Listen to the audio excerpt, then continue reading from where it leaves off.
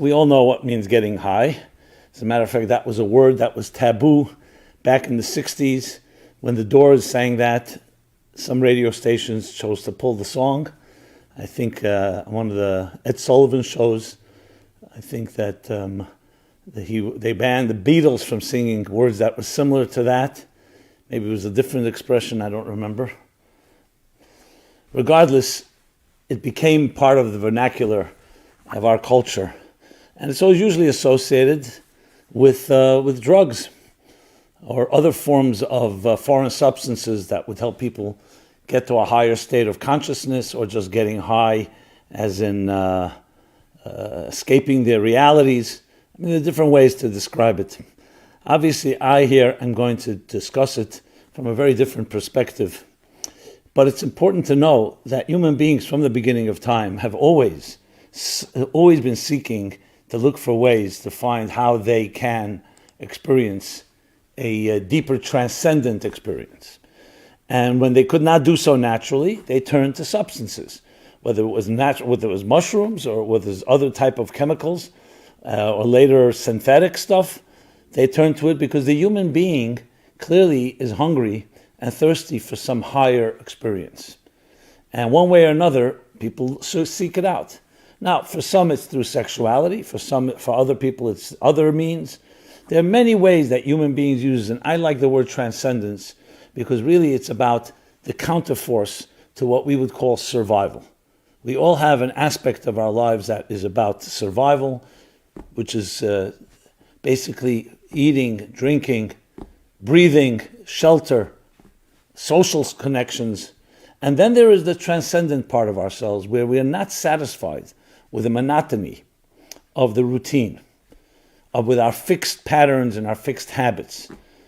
We look for something, we seek some way to go beyond that. Another word for it is transcendence. And the challenge is not just finding transcendence, but can you integrate that with your so-called daily routines? Because we can't escape the reality that we are bound by many of the gravitational forces. And I don't just mean that in a scientific way, in a physical way, but by the forces of survival that keep us alive. So many of us compartmentalize. So I want to introduce you to something really fascinating. It's a mystical concept based on actually a verse in one of the most cryptic prophecies, the Book of Ezekiel, that talks about a vision that he had. And there's an expression there that I believe, if you get to know it and you get to internalize it, it actually carries the secret to getting high while also being healthy, a healthy, natural form of getting high, while also balancing it with the other part of ourselves, which is being grounded in this world. Because what you ultimately see, and I've met many people who've experienced very deep levels of highs, whether it was through LSD or other forms of psychedelics, and they all say that though it opened our eyes to certain things, it was extremely dangerous. Some of my friends, people have told me, OD'd, and it was or even if they didn't, they burned themselves out, and they could not return to regular life, day-to-day life. So, which tells you something, that is it something that you can really integrate into our regular life? On the other hand, if you're really in need of the high, how do you balance the two? I was always intrigued by the Jimi Hendrixes, by Janis Joplin, by Jim Morrison, and by others, Miles Davis, who ended up being alive and not dying from an overdose. But the fact that they were such brilliant geniuses in their worlds, and they kept on going higher and higher and higher. They could not internalize it, integrate it into their lives, till the point they burned out, literally. Intrigued because the drive is a very powerful drive in the human being, and especially someone who's extremely creative, has a lot of energy going on. So a person like that is always looking and seeking to reach greater heights. But then at the same time, how do you internalize it? How do you balance it with a regular in a harmonic life that you can also live with your feet on the ground and not just with your heads in the clouds? So what I'm going to introduce you is two words in the Book of Ezekiel. And he says the following. He says that it's a vision of his. It's a mystical vision. He talks about a chariot. He talks about different forces at work. He actually uses a word that became the Hebrew for electricity. So he says, I see the energy. And the energy is running to and fro In the Hebrew, rotzoi and shuv, to and fro. So if you think about it, look at energy. You always see the symbol of energy is like a lightning bolt. A lightning bolt is always that jagged lightning bolt. It's the positive and the negative. That energy is generated by a sense of the tension that's created by the two poles, by the two polar opposites, a positive and negative energy. When they strike, they turn into something that is more powerful. Think of it in the sense like a pump. For a pump to really deliver, think of the heart. It needs to contract and expand. If it only did one, you wouldn't generate that type of power and energy. So he says, I see the energy running to and fro. Another way of putting it is yearning and returning. And yet another way is tension and resolution. Tension and resolution. Now, I remember speaking to one of my students. He was a cardiologist. He used to come to my classes very often. We still keep in touch online now. And he had a difficult life, a very difficult life in personal matters with his spouse, with his children. Sweetest guy. And one day he says to me, Rabbi Jacobson, maybe you can say a blessing for me and give me some hope. Just one day of respite, one day of calm. My life is so full of chaos and tension and anxiety. So, just to lighten up the mood, I said to him, you mean like you want to have like a flat line? Now, being a cardiologist, you don't have to be a cardiologist to know that a flat line ain't good. A flat line means that the heart has stopped beating. If you look at a cardiogram of a healthy heart, what do you see? You see a wave. A wave. You see the peaks and the valleys, and that's a healthy heart. If the peaks are too high or the valleys are too low and they're not balanced, if they're irregular, that's a problem. A flat line is when it stops moving. So mobility, the very definition of life, is movement. Movement is a pattern of peak and valley, or in other words, tension and resolution. The rotzei and shuv. That's the healthy life. That you need to aspire to something, then you need to internalize it. If the aspiration is very great, but you can't find ways to resolve that tension, that creates deep anxiety. On the other hand, if you only have resolution and you don't have that seeking, that angst, that yearning, that pining for something more, you're missing out on the most important thing of life, which is aspiration, a dream. So that's the key to the balance, is to have your rotzei v'shuv in equal proportion. It's critical to always have something to look up to look forward to. But you don't want it to be so far that you cannot experience it, because then the tension becomes too much for us. Angst turns into anxiety. So it's a delicate balance, a dance, you can say, a dance which really actually interestingly reflects even the pulsating energy of subatomic particles. Quantum mechanics talks about the energy that's constantly pulsating. We don't sense it, but there are ways to measure it. There are ways to see its effects on us. So all of existence is really a pulse. A pulse. A pulse is, just feel your pulse, you'll see. It's a contraction and expansion. Exhale and inhale, as in breath. And interesting, the word for breath in Hebrew is the same word for soul. Neshama, neshima. Because a soul is compared to a flame. A flame is the best approximation, the thing that if you can physically try to visualize what a soul is like, what your soul, what my soul is like, a flame. What's unique about a flame? It's never at rest. It's always restless. It's flickering.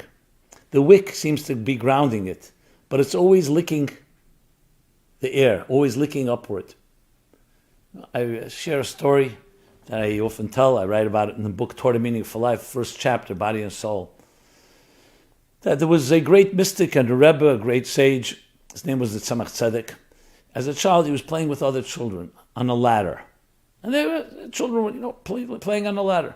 Some of the children climbed up a bit, some a little higher, but he was the only one that had the courage to climb to the top. Now his grandfather, the great Rabbi Shneir Zalman of the Adi, known as the Alter Rebbe, was watching. So afterwards he says to his little grandson, he says, why is it that you had the courage to climb all the way up to the top of the ladder and the others didn't? And the little boy answered, He said, because when they were climbing, my friends, when they were climbing the ladder, they kept looking down. They saw how high they were. They got scared. So they scrambled down, scampered down. When I was climbing the ladder, I kept looking up. I saw how low I was. So it motivated me. I wanted to go higher. Simple response, but think about it. In our lives, very often, we're looking down. You're around people that have accomplished less than you, then it's not really a motivation. You then feel, I feel pretty good about myself. But when you look up, you aspire, you dream, you imagine, you dare to imagine new possibilities, what happens? It leads you upward. That's why flame is so critical here. We all must have that. The idea of having the dream of having animal bliss, and I don't need to aspire to anything. I know some people dream of that. That's because their anxiety and the tension of life can be so overpowering. So they just want to just let me just be. But that's not really natural. A human being can't just be. A human being is a flickering flame, and thank God for that. That's what makes us alive. But many of us say, you know what, I'm biologically alive. I'm breathing, but I'm a zombie. I don't feel, I've given up. I'm resigned.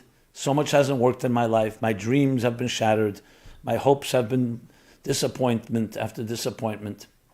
So I want you to know, no, your soul is always alive in you, just like your heart is beating.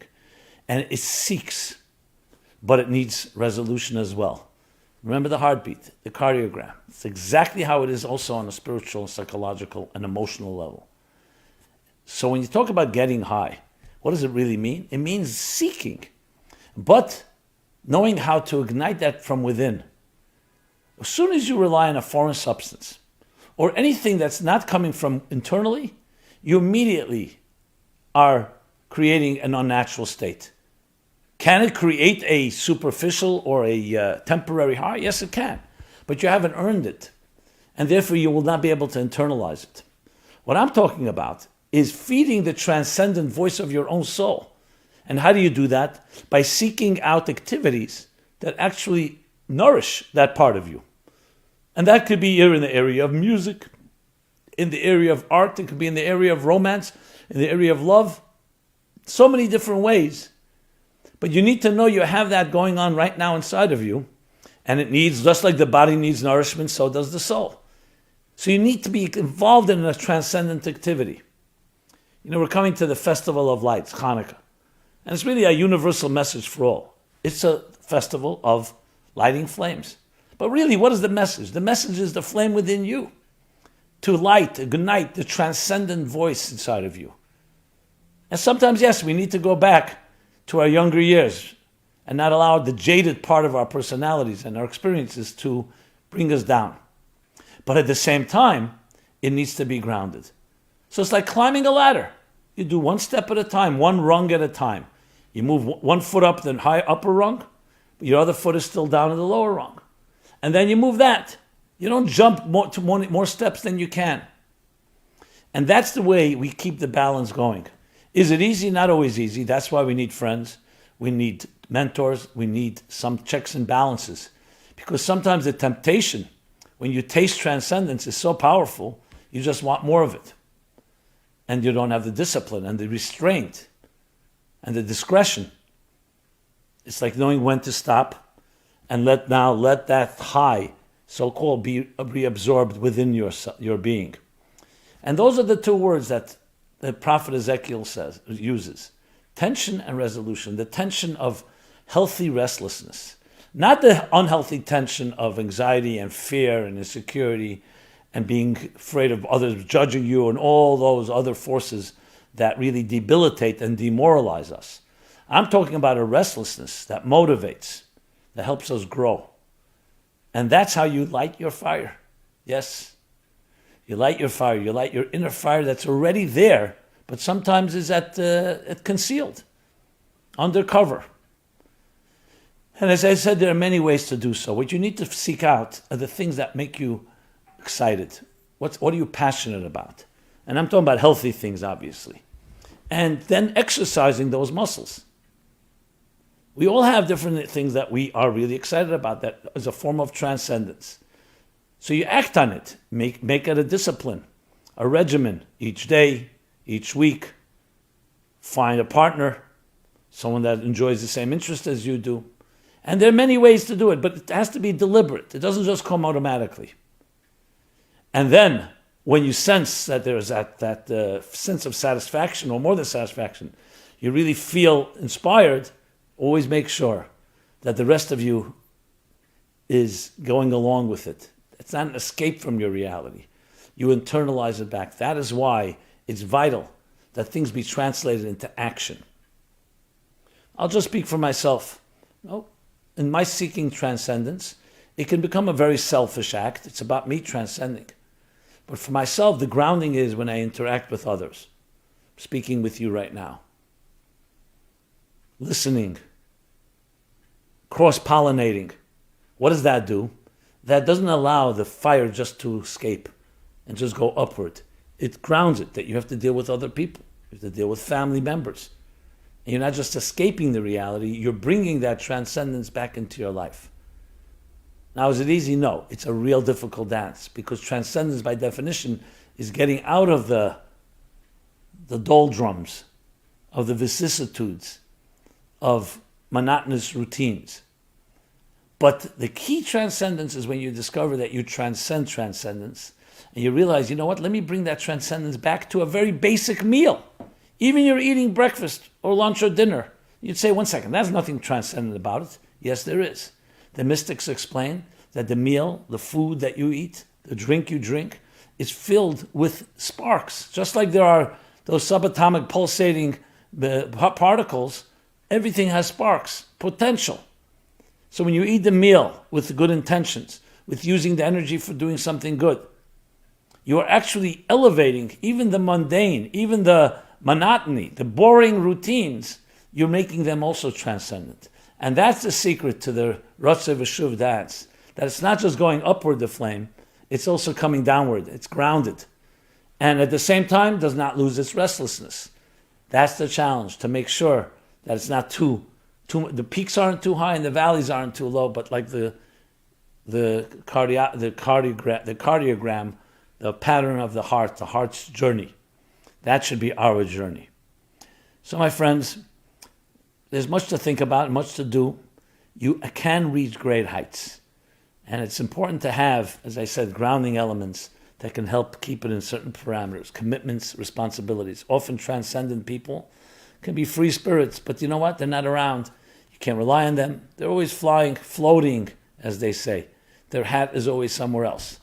The key of the ultimate transcendence is those that have that type of selflessness, where they don't get caught up in their own transcendence, which then becomes just another indulgence, but they don't learn that it's also part of being service to others, that transcendence is actually a force that elevates and unites us all. So, ignite your sparks, get high in the healthy, natural way, and bring it back to your own personal life and the life of your loved ones. Everyone, have a very good celebration of the lights, above all of your inner light, and please share, comment, like, give me your feedback. I'd love to hear from you. And let's together find ways to introduce our unique energy and spirit into things, and at the same time, internalizing it all. Be blessed. Have a very good week. See you again. Please check us out at meaningfullife.com for a full array of programs, scheduled literally on a daily basis, being updated.